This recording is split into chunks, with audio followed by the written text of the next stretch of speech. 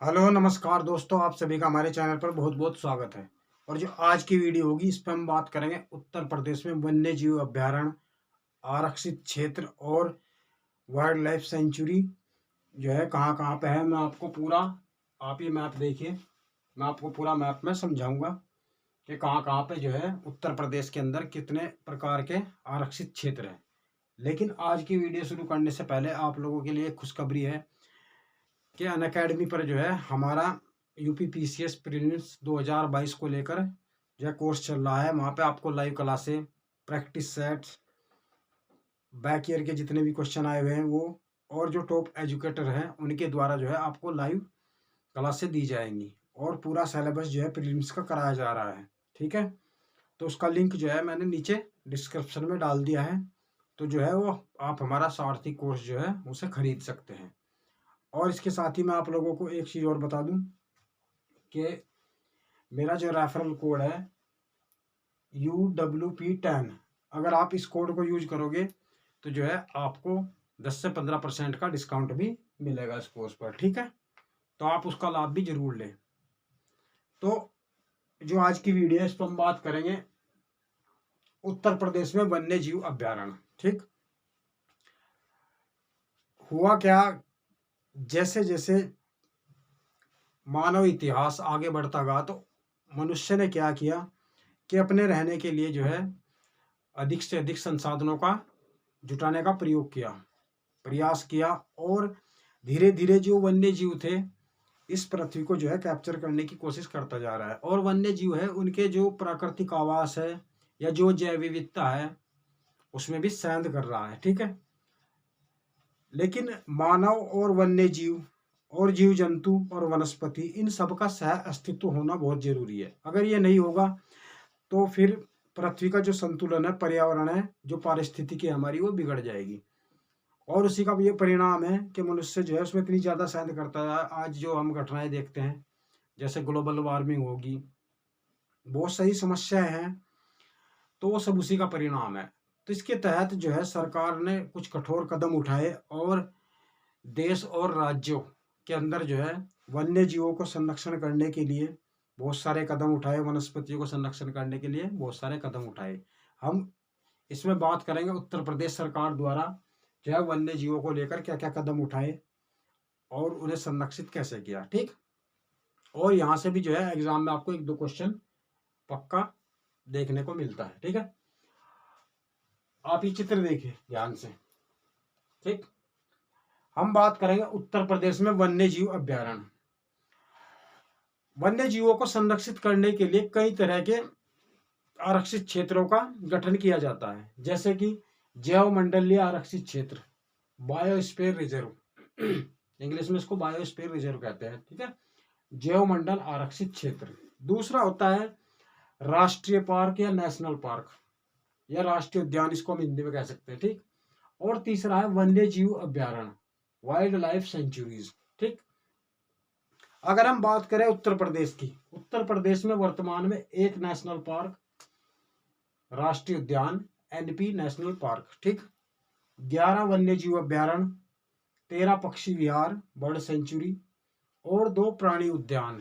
प्राणी उद्यान मतलब चिड़ियाघर, ठीक है फिलहाल वर्तमान में। आप ये देखिए चित्र, इसमें जो है ये जो मैंने डॉट बनाया है ये वन्य जीव अभ्यारण्य है, पूरी इनकी लोकेशन है। अगर आप मैप में इन्हें एक बार समझ लोगे तो फिर ये लंबे समय तक आपके याद रहते हैं। जैसे हस्तिनापुर वन्य जीव अभ्यारण्य, ये सबसे बड़ा अभ्यारण्य है। इसका एक फैक्ट ये भी है कि सबसे बड़ा है। ठीक है,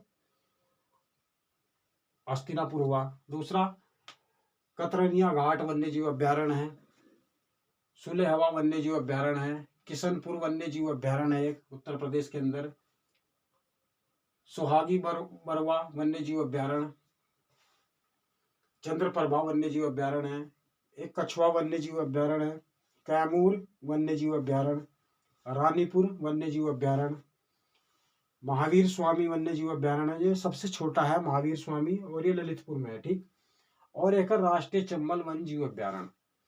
तो अगर हम उत्तर प्रदेश में बात करें, टोटल एक राष्ट्रीय उद्यान, 11 वन्य जीव अभ्यारण्य और 13 पक्षी विहार भी है, इनके साथ साथ बर्ड सेंचुरी 13 है।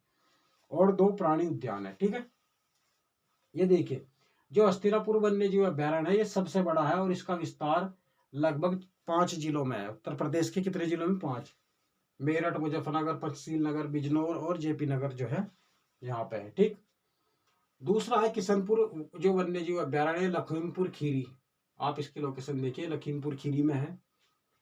तीसरा है कतरनिया घाट जो वन्य जीव अभ्यारण्य बहराइच जो जिला है वहां पे है। सुले हवा वन्य जीव अभ्यारण्य 2 जिलों में फैला हुआ है, श्रावस्ती और बलरामपुर। ठीक, सुले हवा। अगला है सुहागी बरवा जो अभ्यारण्य महाराजगंज जो डिस्ट्रिक्ट है उत्तर प्रदेश का, वहां पे है। नेक्स्ट जो चंद्रप्रभा वन्य जीव अभ्यारण्य चंदौली में। और एक कछुए के संरक्षण के लिए जो है एक आरक्षण जीव वन्य जीव अभ्यारण्य जो बनाया गया है वाराणसी जिले के अंदर। ठीक, कैमूर वन्य जीव अभ्यारण्य जो है वो 2 जिलों में फैला हुआ है। ये नीचे जो सोनभद्र वाला है एरिया है ये, और ये मिर्जापुर यहाँ तक, तो ये मिर्जापुर और सोनभद्र तक चला गया है कैमूर वन्य जीव अभ्यारण्य। रानीपुर जो वन्य जीव अभ्यारण्य है वो चित्रकूट जो डिस्ट्रिक्ट है वहां पे है। और महावीर स्वामी वन्य जीव अभ्यारण्य ललितपुर में है, उत्तर प्रदेश का सबसे छोटा वन्य जीव अभ्यारण्य भी है। और एक है राष्ट्रीय चंबल वन्य जीव अभ्यारण्य, ये आगरा, इटावा और औरैया, ये 3 डिस्ट्रिक्ट में फैला हुआ है, देखिए आप। ठीक, तो हम बात करेंगे वन्य जीव अभ्यारण्य। सबसे पहले मैं बता दूं कि वन्य जीवों को संरक्षित, उनका प्रोटेक्शन, उनकी तस्करी, वन्य जीवों की रोकथाम, उनका जो मतलब उनकी जो हत्या की जाती थी उसको संरक्षित करने के लिए संसद द्वारा, भारतीय संसद द्वारा जो सबसे पहला प्रयास किया गया था 1972 में किया गया था संसद के द्वारा। वन्य जीव संरक्षण अधिनियम 1972 संसद द्वारा सबसे पहले बनाया गया जीव जंतु को प्रोटेक्शन के लिए। ठीक, और इसी के तहत 1983 में national wild life action plan गठित किया गया और इसके अंतर्गत जैव विविधता के संरक्षण के लिए, बायोडाइवर्सिटी के जो है इनके संरक्षण के लिए 3 तरह के संरक्षित जैव भौगोलिक क्षेत्रों का गठन किया गया। कितने प्रकार के? 3। जैसे कि जैव मंडलीय आरक्षित क्षेत्र पहला, दूसरा था राष्ट्रीय पार्क और तीसरा था वन्य जीव अभ्यारण्य किया गया। जो जैव मंडल आरक्षित क्षेत्र होता है एक बहुत विशाल क्षेत्र होता है, बहुत बड़े क्षेत्र में फैला होता है, और जो नेशनल पार्क होते हैं वो उसी के अंदर, और जो वन्य जीव अभ्यारण्य है वो भी उसी के अंदर होते हैं।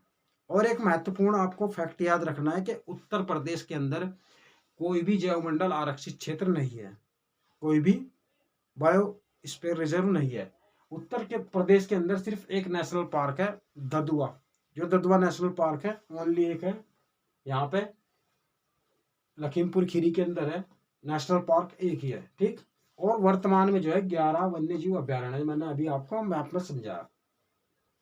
देखिए हम बात करते हैं, सबसे पहले मैं आपको समझा दूं जैव मंडल आरक्षित क्षेत्र क्या होता है। जैव मंडल आरक्षित क्षेत्र का मतलब है जो पूरी पारिस्थितिकी है, पूरी पारिस्थितिकी को संरक्षित करने के लिए उसमें जैविक घटक और अजैविक घटक, वनस्पति, प्राणी, पेड़ पौधे, जीव जंतु जो है सबका पूरी पारिस्थितिकी का जो है जो पूरा भौगोलिक क्षेत्र है, मिट्टी, जलवायु, वहां की जो क्लाइमेट है, पूरी पारिस्थितिकी का संरक्षण किया जाता है। आपको एक वर्ड रखना, पूरी पारिस्थितिकी का संरक्षण जैव आरक्षित क्षेत्र में किया जाता है। और दूसरे तरह के जो आरक्षित क्षेत्र है नेशनल पार्क। नेशनल पार्क सिर्फ जो है जीव जंतुओं का जो प्राकृतिक आवास है, प्राकृतिक आवास को संरक्षित करने के लिए किया जाता है। उसमें सिर्फ प्राकृतिक आवास आएगा नेशनल पार्क में, और बायो रिजर्व स्पेयर में पूरी पारिस्थितिकी आ जाएगी। और जो तीसरा है वन्य जीव अभ्यारण्य, उसमें वन्य जीवों का और जो वनस्पति है उनका सुरक्षा की जाती है। उसमें कुछ थोड़ी छूट होती है, जैसे लकड़ी काट सकते हो जो आसपास के एरिया है, लेकिन जो नेशनल पार्क है वो पूरी तरह से प्रतिबंधित क्षेत्र होता है और उसमें जो है एंट्री नहीं होती किसी भी तरह की। और उसको जो वर्तमान में जो जैसे वन्य जीव है उनको शेड्यूल, इनकी एक सूची बना दी गई है वन्य जीव संरक्षण 1972 का जो एक्ट है उसके द्वारा 6 अनुसूचियां बनाई गई है। जैसे टाइगर हो गया, टाइगर, बाघ, शेर, एक सींग वाला गैंडा है, तो उनको अनुसूची 1 में रखा गया है वो सबसे ज्यादा, और उसमें सख्त सजा का भी प्रावधान है, फांसी की सजा है उसमें, अगर आप उसका अवैध शिकार करते हो किसी भी जंगली जानवर का। तो इस तरह के जो है संसद के द्वारा ये पहला कदम उठाया गया। अगर हम बात करें, सबसे पहला देश के अंदर जैव मंडलीय आरक्षित क्षेत्र जो था वो नीलगिरी क्षेत्र में बनाया गया, दूसरा नंदा देवी में बनाया गया था, और तीसरा सुंदरवन जो डेल्टा है, गंगा ब्रह्मपुत्र का जो डेल्टा है, सुंदरवन पश्चिमी बंगाल वाला जो एरिया, वहां पे बनाया गया था। ठीक, तो हमने आज की वीडियो में बात करी मुख्य मुख्य वन्य जीव अभ्यारण्य। जो मेरी नेक्स्ट वीडियो आएगी हम उस पर बात करूंगा, मैं आपको पूरा चित्र के साथ समझाऊंगा। जो 13 पक्षी विहार है उनकी आप एक बार लोकेशन अगर समझ लोगे तो पूरा फिर आपके लंबे समय तक वो याद रहेगा। ठीक है, तो आज की वीडियो में हमने बात करी यहाँ के वन्य जीव अभ्यारण्य के बारे में। मुझे उम्मीद है कि आज की वीडियो आप लोगों को पसंद आई होगी। अगर आप नए हैं तो हमारे चैनल को सब्सक्राइब करें, वीडियो को लाइक करें और शेयर करना ना भूलें। मैं अपने चैनल पर उत्तराखंड पीसीएस की तैयारी भी करा रहा हूँ, और ARO 2022 का जो अभी एग्जाम होगा मैं उसकी भी प्रिपरेशन आपको करा रहा हूँ। ठीक है, वीडियो देखने के लिए बहुत बहुत धन्यवाद। Thank you so much. जय हिंद, जय भारत।